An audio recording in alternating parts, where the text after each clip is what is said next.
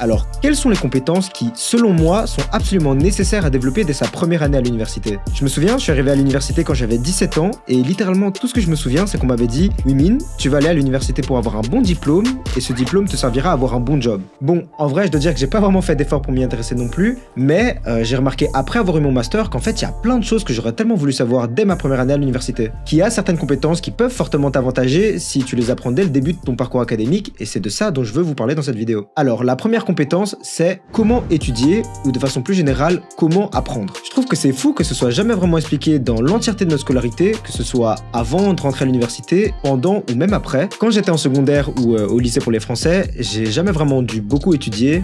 J'arrivais à m'en sortir relativement bien en consacrant le minimum de temps possible dans mes études pour pouvoir consacrer le reste dans ma carrière FIFA. Et du coup, quand je suis rentré à l'université, j'avais l'envie d'étudier, mais je savais juste pas comment. Parce que je l'avais jamais vraiment fait en fait. Alors ce que j'ai fait, c'est qu'en début d'année, j'ai directement été rechercher des vidéos sur comment mieux étudier, quelles étaient les méthodes les plus efficaces, et grâce à ça, j'ai réussi tous mes examens en janvier, et j'ai réussi ma première année sans trop de problèmes, pas du tout. Non, ce qui s'est vraiment passé, c'est que en fait, je savais pas du tout comment étudier, du coup, je regardais juste ce que les autres faisaient autour de moi, et j'ai du coup lu, j'ai surligné, j'ai fait des synthèses, et grâce à ces méthodes, j'ai raté tous mes examens en janvier.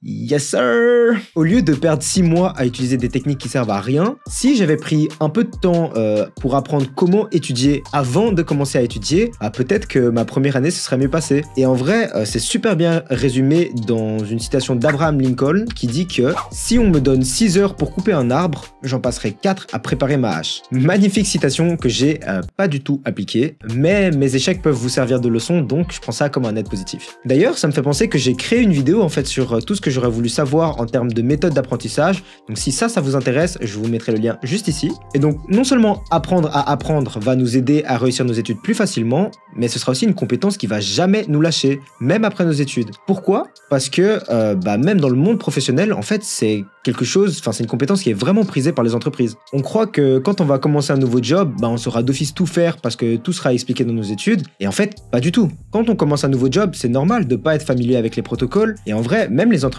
le savent. C'est pour ça que la majorité propose de donner un temps d'apprentissage pour que le junior soit pris sous le mentorat d'un senior. Mais qu'il y ait cette période d'apprentissage sous mentorat ou pas, la meilleure façon de se démarquer positivement, c'est d'avoir cette capacité à apprendre et s'adapter rapidement. Même mon père, qui maintenant est presque au sommet de sa carrière, continue encore à lire des livres sur comment apprendre. Comme quoi, on n'est jamais trop vieux pour apprendre comment apprendre, hein papa? Une autre compétence qu'on m'avait jamais dit qui était important à développer, c'est le networking, ou le réseautage en français, mais le réseautage c'est dégueulasse, du coup on va garder networking. Networker c'est quoi? C'est bêtement connaître des gens. Et pour comprendre pourquoi je dis ça, il faut juste d'abord que je vous explique les circonstances de ma première année à l'université. Solvay, donc l'université où moi j'ai étudié, est divisée en 2 filières principales, les écones et les ingés. Et en fait, quand je suis rentré à l'université, tous mes potes, ils étaient tous en écone et j'étais le seul qui était en ingé. Et donc au début, forcément j'avais grave le seum parce que eux ils traînaient tout le temps ensemble et moi j'étais tout le temps tout seul.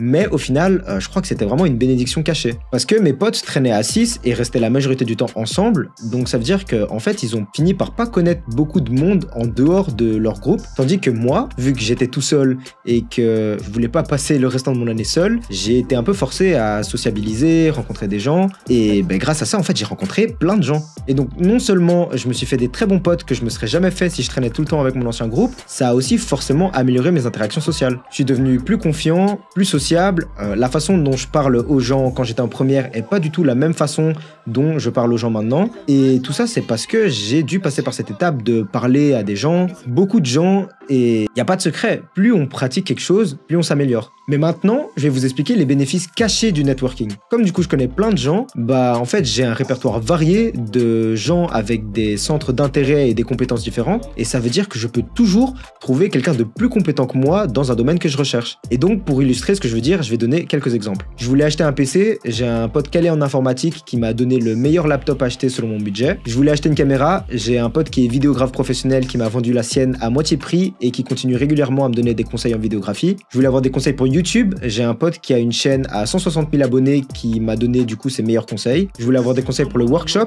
j'ai un pote qui fait régulièrement des conférences devant des centaines, voire des milliers d'employés, qui m'a donné ses meilleures astuces pour pouvoir être à l'aise devant des gens. Je voulais créer un serveur Discord et j'ai 3 potes différents qui se connaissent pas du tout, qui ont uni leurs forces pour créer le serveur. Et d'ailleurs ça, il est vraiment trop cool, donc je peux pas me permettre de le mentionner sans vous laisser le lien dans la description. Bref, je pourrais venir avec tellement d'autres exemples, mais je crois que vous voyez où je veux en venir avec l'importance du networking. En vrai, ça prendrait une vidéo entière de expliquer en profondeur son importance et comment networker, mais si ça vous intéresse, n'hésitez pas à le dire en commentaire et je pourrais envisager d'en faire une vidéo dans le futur. Mais en fait, du coup, ce concept, il vient pas de moi, il a été remarqué en 1929 et il a été popularisé en 1990 par John Gare, on va juste l'appeler John, sous le nom des 6 degrés de séparation. Et en fait, c'est un concept qui dit que n'importe quel individu sur la planète peut être lié à un autre par l'intermédiaire de 5 autres individus. Donc, le phénomène du « je connais un pote qui connaît un pote qui connaît un pote qui connaît un pote ». Alors, maintenant qu'on connaît la puissance du networking,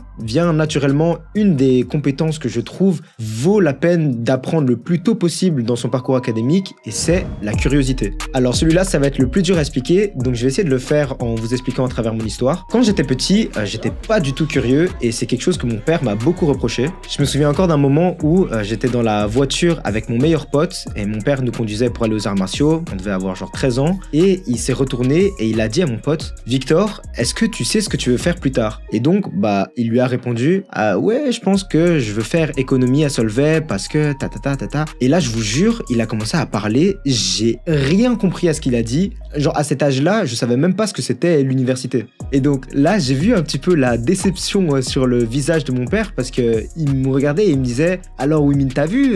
Prends-en de la graine, hein ?» Et en vrai, il avait raison parce que à ce moment-là, moi, ma vie, elle se résumait vraiment à dormir, manger, FIFA et Black Ops 2, la base aussi, forcément. Et ouais, je me souviens, quand on avait des conseils d'orientation pour nous expliquer c'était quoi les études supérieures, en fait, moi, je m'en foutais et ça, en fait, ça évoquait pas ma curiosité. Et maintenant que j'y repense, ça m'attriste un peu parce que j'aurais voulu être un peu plus curieux quand j'étais plus jeune. Mais bon, la bonne nouvelle, c'est que c'est quelque chose qui se développe et pour moi, c'est ce qui s'est naturellement passé durant mon temps à l'université. J'ai commencé à m'intéresser à beaucoup plus de choses et j'ai adopté un état d'esprit complètement différent. J'ai commencé à plus m'intéresser à mes études, au développement personnel, à la vidéographie, au piano, au chant, à la psychologie, à la neurologie. J'ai commencé à me demander si je pouvais faire des stages extracurriculaires, à regarder des podcasts sur des sujets qui éveillaient ma curiosité. Et vous pourriez me dire, Wimin, déjà ok, mais je vois pas trop en quoi c'est une compétence nécessaire à développer à l'université. Et déjà, laissez-moi terminer s'il vous plaît. Ce que je veux dire par là, c'est que l'expérience à l'université va nous forger.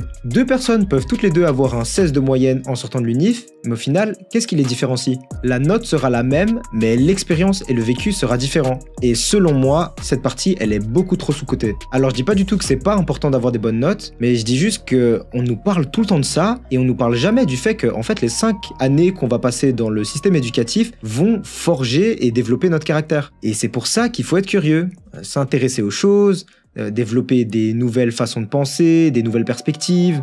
Encore une fois, c'est une compétence qui se traduira extrêmement bien dans le monde du travail. Et maintenant, je peux vous le dire parce que je le vois chez des potes, mais c'est pas d'office le nom de notre université et les notes qui vont nous faire rentrer. Oui, ce sera forcément un point positif ou un prérequis pour les entreprises les plus prestigieuses, mais maintenant, elles recherchent tous quelque chose de plus. En fait, elles recherchent du vécu et de l'expérience. Qu'est-ce que tu fais en dehors de tes études? Est-ce que tu as fait des stages, participé à des clubs? Quels sont tes centres d'intérêt? Qu'est-ce qui te passionne? Qu'est-ce que tu détestes? Quels ont été les moments difficiles de ta vie? Comment est-ce que tu les as surmontés? Les entreprises essaient de plus en plus de cerner le caractère et la personnalité. Et heureusement pour nous, ça se construit. Donc, construisez votre caractère en vous intéressant un petit peu à ce qu'il y a autour de vous. Et surtout, soyez curieux. Une des façons dont j'ai construit quotidiennement mon caractère à l'université, c'était à travers les douches froides. Et si t'es curieux de savoir comment elles l'ont forgé, je te conseille d'aller regarder la vidéo juste ici. Si on se revoit pas, je te souhaite de passer une très belle journée. Et sinon, on se voit de l'autre côté.